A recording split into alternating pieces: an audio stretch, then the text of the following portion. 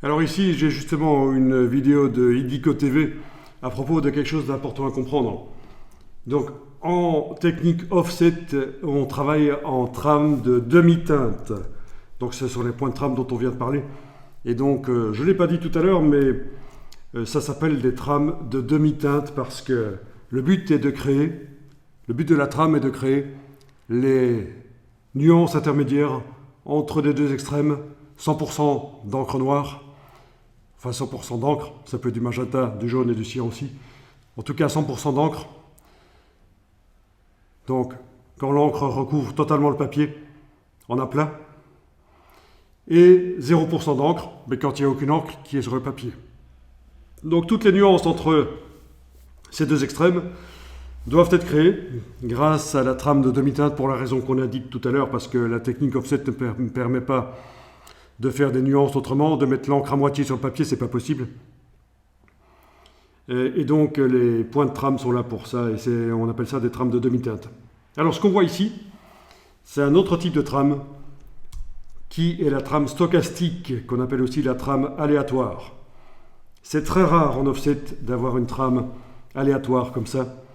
Et c'est utile dans quel cas? Quand on veut imprimer des images qui contiennent des réseaux, des lignes parallèles fines. Typiquement, quand on veut imprimer des images de vêtements, ça peut être intéressant d'utiliser la trame stochastique. Alors ça a été un peu la révolution vers la fin des années 90, début 2000. On parlait de la trame stochastique, mais ça fait un peu pchit comme technique parce que c'est assez rarement utilisé. Difficile à mettre en œuvre. Et donc c'est vraiment très très rare d'avoir de l'impression offset en trame stochastique, en trame aléatoire comme ça. Par contre, il y a un engin qui utilise énormément cette technique de la trame aléatoire, c'est les impressions jet d'encre, les imprimantes jet d'encre.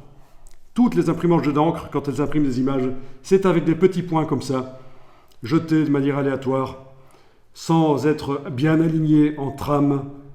C'est comme ça, c'est de l'aléatoire. Et ça, c'est... Voilà, il faut le savoir, c'est comme ça.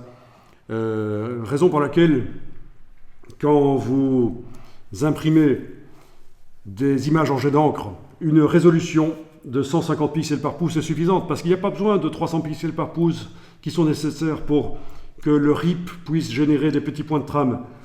Non, les points de trame aléatoires, ça ne nécessite pas des images avec beaucoup de pixels, donc 150 pixels par pouce pour les images jet d'encre, c'est suffisant. Alors, les impressions jet d'encre, les imprimantes jet d'encre, vous voyez parfois sur la boîte de l'imprimante, il est indiqué 2440 dpi, 5000 dpi. Et vous vous dites, ah tiens, on peut envoyer des images de 2440 dpi, la résolution de l'image peut être 2440, ou la résolution de l'image peut être 5000, pas du tout. Ça n'a rien à voir avec la résolution de l'image. Quand on vous parle de la résolution, les dpi de l'imprimante jet d'encre, faites bien attention, il s'agit du nombre de petits points sur le papier, sur une distance d'1 pouce, qu'elle est capable d'aligner.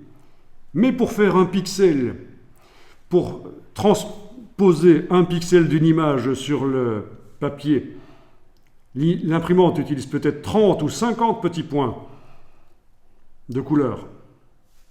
Donc, rien à voir, faites attention à ça quand vous voyez les dpi sur les boîtes des imprimantes jet d'encre quand vous l'achetez. Pensez pas que ça a un rapport avec les dpi, avec la résolution des images.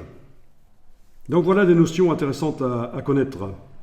Alors, les imprimantes laser couleur et noir et blanc utilisent des trames quant à elles.